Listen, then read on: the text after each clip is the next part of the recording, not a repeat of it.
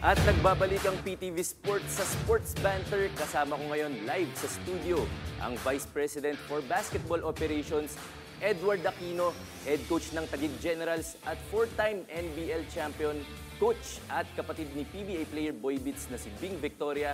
At kasama rin natin syempre ang Head Coach ng Camsur Express na si Coach Genicius Molto. Gentlemen, welcome to PTV Sports.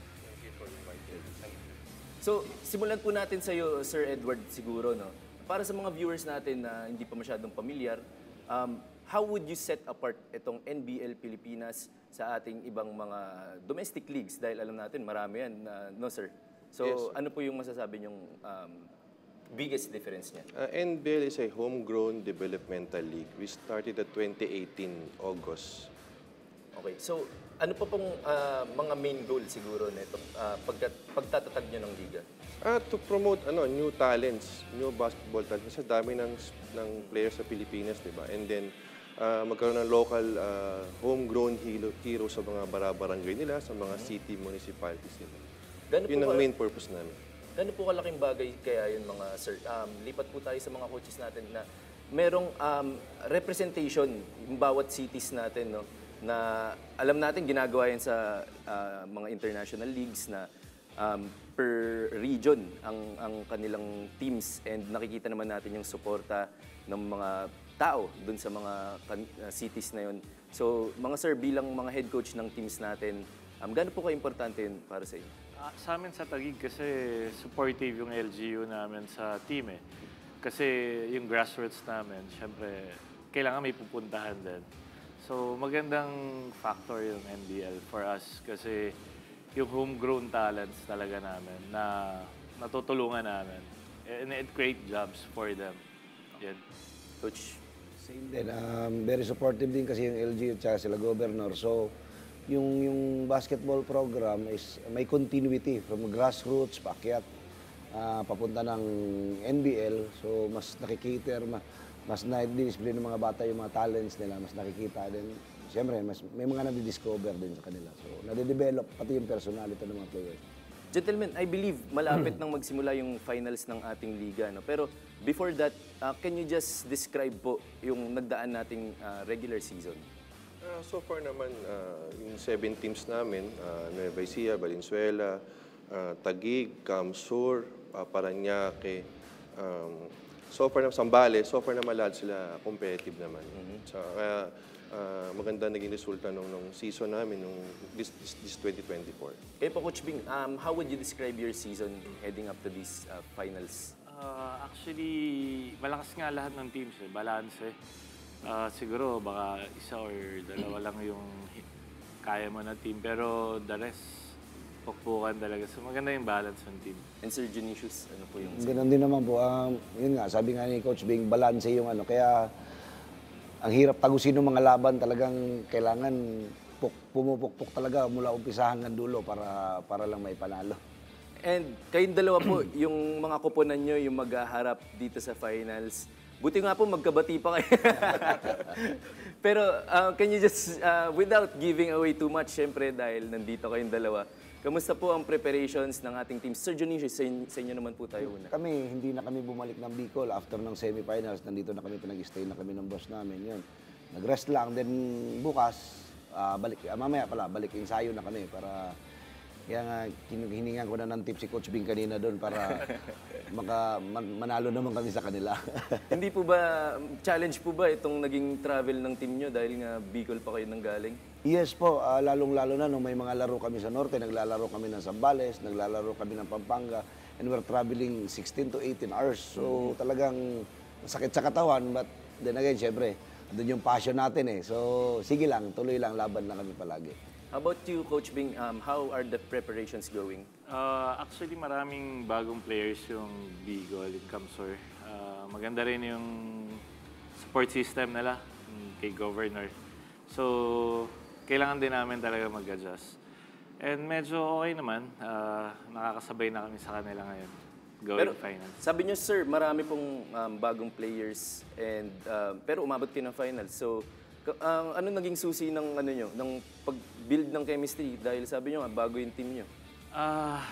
Actually, pang-apat na champion na namin, no? Yes. So, we started slow dun sa pagpasok ng liga. Pero, syempre, iba pa rin yung camaraderie ng team pag nakakaapat na champion ka. Matagal na rin magkakasama. Konting ganun lang, medyo okay na. Naka-adjust na rin kami. Coach Genesius, how do you overcome that? Dahil itong although meron din kayong championships, itong makakatapat yung team, 4-time champion na. So, when it comes to championship experience, we could say na lamang sila. Yes po, lamang na lamang po talaga sila sa composure, sa chemistry kasi if I'm not mistaken, 6 years na silang magkakasama eh. Ako, bago lang din ako sa team, pangalawang conference ko to. And nung unang season ko, nakapasok naman kami sa finals agad. But then again, nag-revamp kami, so marami kaming bagong players talaga ngayon. So, ang hirap, kumbaga, habulin mo yung experience nila with a young team na meron ako. But then again, gutom naman yung mga players namin. So, sana, pala rin na kami ngayon kasi na-sweep nila kami yung last season eh, sa finals. So, sana ngayon pagbigyan naman kami ng sweep. VP Edward, sa mga hindi po nakakalam, isa rin po kayong professional referee. Yes, sir. So heading into these finals, ano po yung expectations nyo sa mga players natin? Sana both teams give natin ng yung mga audience at fans ng NBL Pilipinas ng good and excitement finals this coming December 6. And I hope yung dalawang teams na to talagang lalo na sa second timer na pumasok sa finals and 4-time champion. Tingin ko yung adjustment nila rito talagang ibang-iba na. Lalo na si Camusor, nag-revamp siya ng players. And then Coach Bing naman, may new players. So yung sistema, familiarity ng Taguig, andyan eh. Ito naman sa Camusor yung tawag dito, yung amuyan ba? Ang tawag dito, yung sistema ni Coach, kinakapapa nila. So sana this coming finals, yung gelling nila pare-pareho ng Camusor at ng Taguig, sobrang maganda sana. Para dun sa mga manonood ng game, na lalo maging excitement sa kanila. While we're on the topic, VP, bilang referee po, totoo po ba yung sinasabi nila na iba ang pag-officiate? Sa officiating side naman tayo, iba ang kailangan mong gawing officiation pagdating sa mga high-stakes games tulad ng finals. And how would you compare that po sa experience nyo? Coming from the Pro League, no? Iba yung preparasyon eh. Pero dito sa amin, tinitreat ko ng same na pinanggalingan ko. Preparation and quality dapat ang ipipito. And the same time, dapat alam mo yung key players ng bawat ng team eh.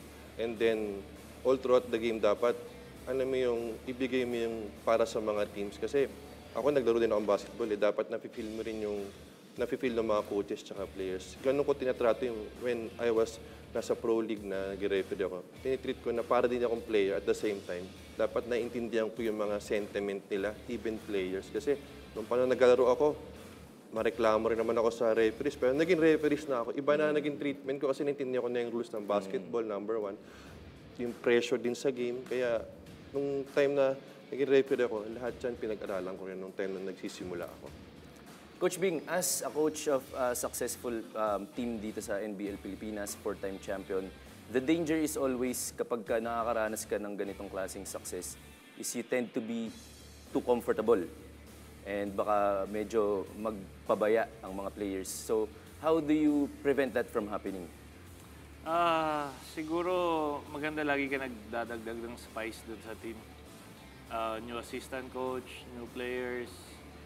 And siguro ang pinaka-the best is yung support talaga, yung back system mo. Yung mayor namin, Mayor Lani, sobrang supportive. Hindi kami pinabayaan kahit isang beses. So, may time na nag-relax pero ang bilis naman namin naka-recover. Kagaya nung first game namin, talo kami sa Camusor 0-1 agad. So, after that, we haven't tasted siguro a single loss after that. Sana dire-diretso. Kayo naman, Coach Genesius, kanina aminado kayo na kayo nga yung underdog dito sa seryeng to. Pero ano po yung mindset nyo heading into these finals? prepare kami. Sabi namin, we have nothing to lose but so much to gain. Bata yung team ko. Bago rin ako sa NBL. So, susubok lang kami at susubok hanggang dulo. Sabi ko nga, baka nananawa na rin naman sila at kami gutom na gutom. Makikita din naman natin yan. Basta ibubuhos lang namin lahat ng anong kaya namin and far beyond kung ano ang kaya namin ibigay.